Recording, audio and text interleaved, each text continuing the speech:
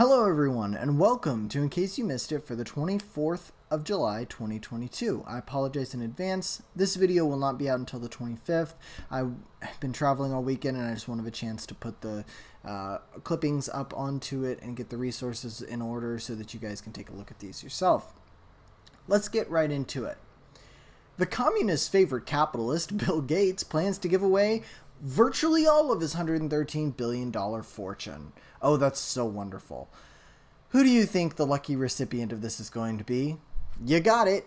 Himself. Bill Gates is going to donate all $113 billion to his own foundation. Well, that's just brilliant, and I commend you, Mr. Gates, for your never-ending philanthropy. Moving on.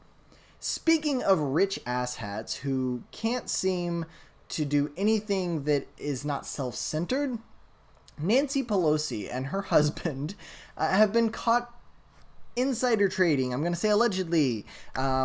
So there was just, I think it was NVIDIA that just had some regulation put onto it. Essentially, it's just semiconductors. I think it was NVIDIA. Anyways, Paul Pelosi, Nancy's husband, the guy with a little bit of a DUI problem, yeah, he just made about a quick $500,000 off of that by investing heavily in semiconductors and with NVIDIA. Put in somewhere between $1 to $5 million and, again, made somewhere around $500,000 off of that. The shares rose by 10%, and of course, it has nothing to do with, Congress doing their new welfare subsidies for semiconductors. Oh no, not at all. And Nancy Pelosi, of course, had no inside information for her husband on how that vote was going to go. There's no way she could have. She definitely didn't know. Moving on, let's talk about a beautiful company that got woke and went broke.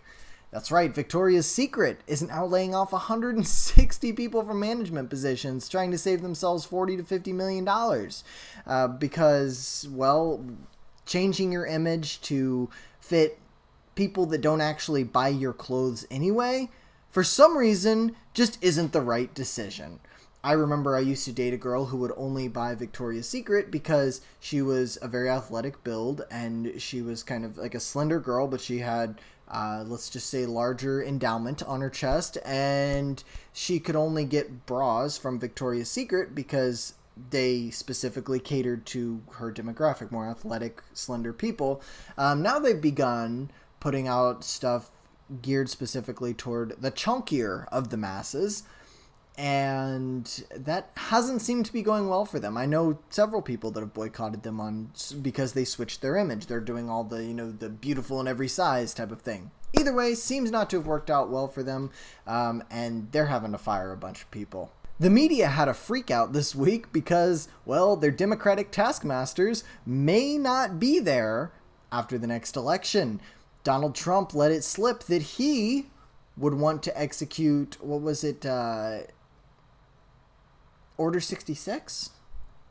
Is that what it was? Or no, was it something like Directive F? Oh, more like that. Yeah, where he would fire thousands of civil servants if he's elected again. He said up to 50,000 civil servants could be fired. People didn't like this. They were like, well, why should these people lose their jobs and blah, blah, blah. And it's like, well, we're talking about people in the Pentagon and people who are actually working in government positions. If they're not aligned with the current administration, why are they there? They're unelected people. They were appointed to their positions. They shouldn't be there if they're not, the people didn't vote for them, right? I don't think these positions should exist in the first place, but if they're needed, if they're administrative positions that are absolutely necessary for the way that our government functions now, I feel like it makes perfect sense for those people to be fired and, to be brought in again with people that support the current agenda. Because then if not, what you've got is people on the inside working against what the administration is trying to do. And that just means nothing will happen.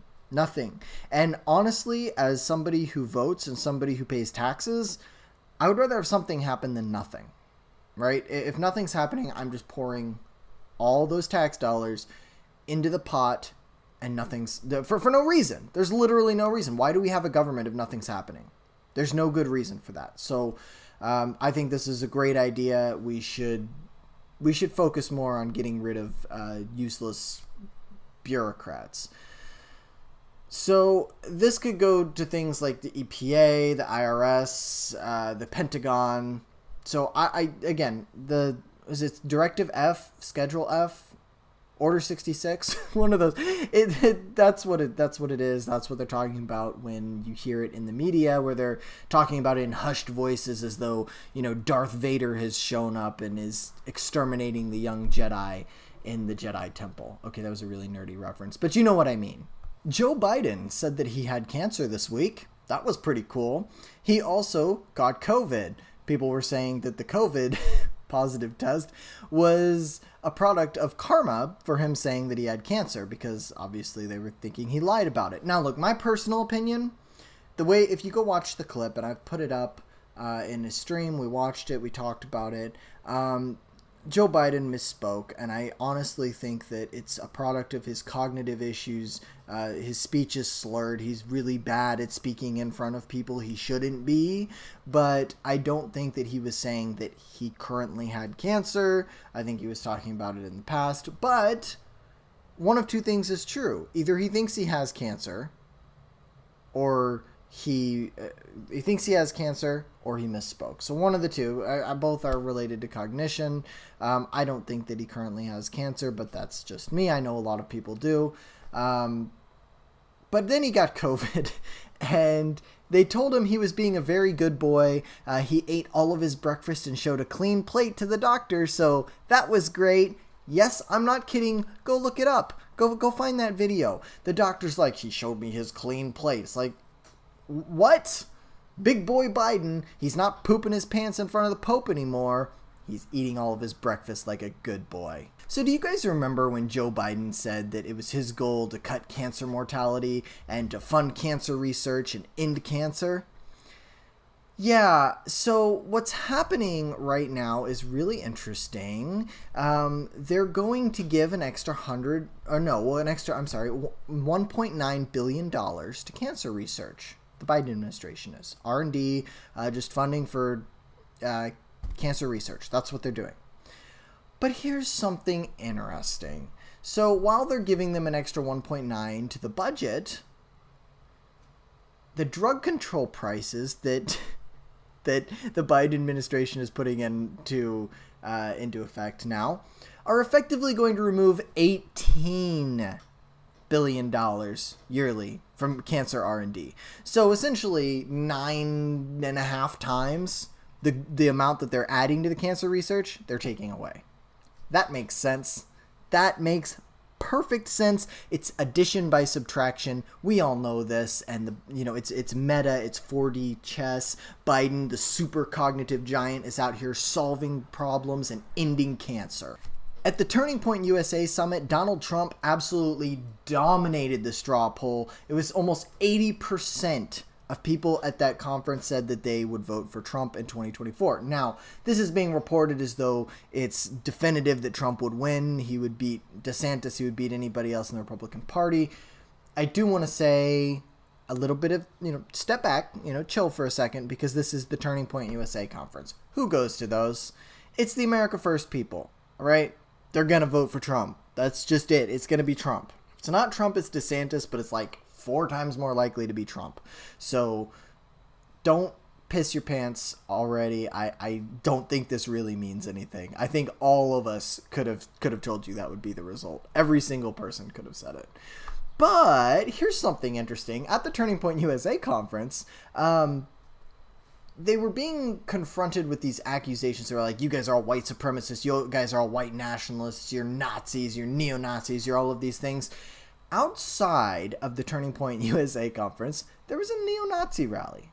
Now, I might just be stupid, but if the Turning Point USA conference was indeed a neo-Nazi rally, the neo-Nazis would have been in the conference, not outside the conference. Am I wrong? I think that that's the way that it would have worked. Correct me if I'm wrong. Oh yes, there was a great example this weekend of why we need to discourage people from illegally immigrating through our southern border instead of encouraging them, as the Biden administration has. Literally encouraging them. This weekend, a Miami-bound boat capsizes off the coast of the Bahamas, leaving at least 17 Haitians dead, including an infant. These people were on their way to Miami. They were on their way to illegally immigrate to the United States. Their boat capsized and they died. Of course, you've seen the boats that these people have. It's essentially like you get a string and put it through like the handles of milk jugs, tie it all together really good, jump on top, and you try to sail across the Caribbean on that. You get hit by one storm, you're going to die. It's so frustrating that the people on the left are trying to say it's all about compassion. It's all about compassion. It's all about compassion. It's like, do you understand that the people that are coming through here are being trafficked? They're dying on the journey here. It's dangerous.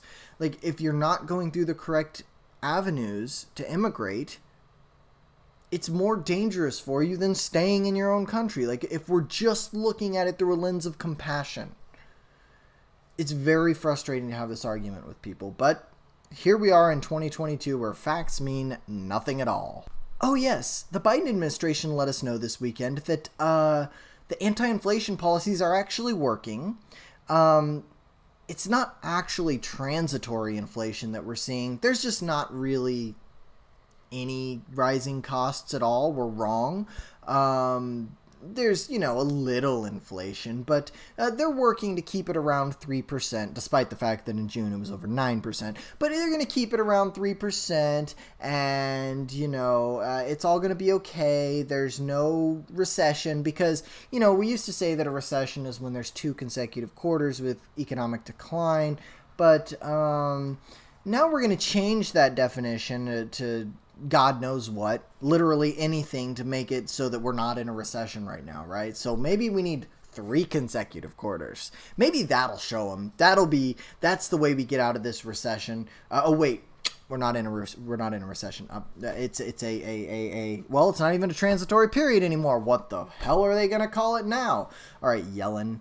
What a terrible name. Anyways, but yeah, continuing on.